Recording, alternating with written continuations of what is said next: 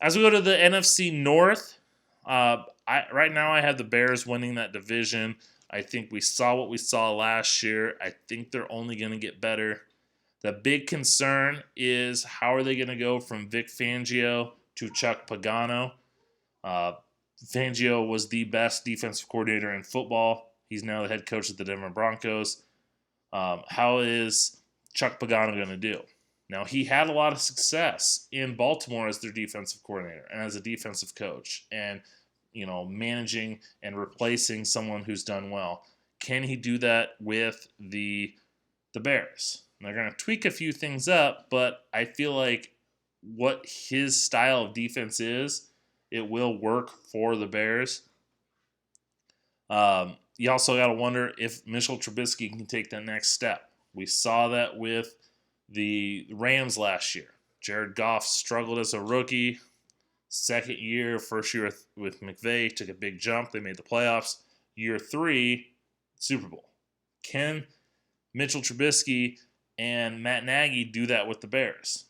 Trubisky was drafted to a defensive head coach in John Fox, struggled. First year with Nagy, showed improvements. They made the playoffs. Is year 3 the Super Bowl? If he can make that progress, there's a chance. After that, I have Minnesota as my number 2 team. Here's a team that was the Vogue Super Bowl pick last year. They had a great team with Case Keenum, and they traded him off for Kirk Cousins. And that was supposed to be the next step, a Super Bowl type move. Now, they struggled last year, and Mike Zimmer didn't like the way the offense was going, and they fired their offensive coordinator, and they wanted to run the ball more. Well, you got 2 of the best receivers in the NFL. You got to throw the ball. So it'll be curious how they do with Kevin Stefanski as their offensive coordinator for the whole year.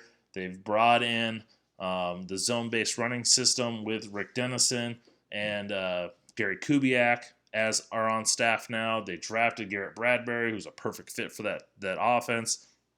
Can the offensive line gel under this new system? Can Kirk Cousins get them over the hump? I think they'll contend for a playoff spot. I think they could get a wild card. I just have them just missing out. After that, we have the Packers and the Lions. I think they could flip-flop. I'm not a big fan of what the Packers have done. I like some of the moves they've made. Preston Smith, Zadarius Smith. I think that improves their pass rush. Those guys are premier pass rushers, though. They got Rashawn Gary. I think he's got all-pro upside. Can he reach that upside? Okay. I don't trust their head coach.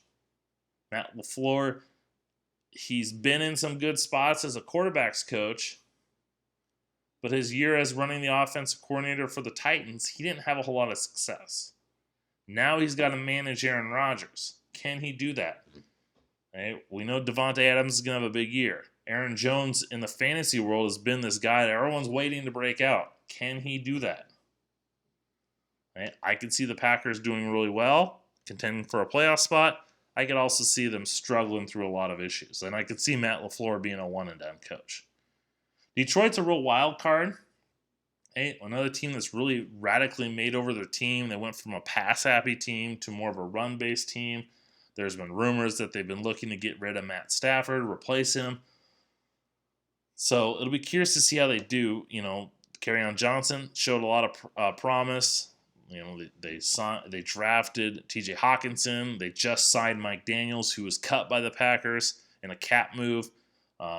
Glover Quinn retired right before camp. So a lot is in flux here. I think they'll improve over last year, but I don't think they're going to take that next step. I think they'll maybe get out of the picking the teens, but I don't think this is a team that's going to come close to competing for the playoffs.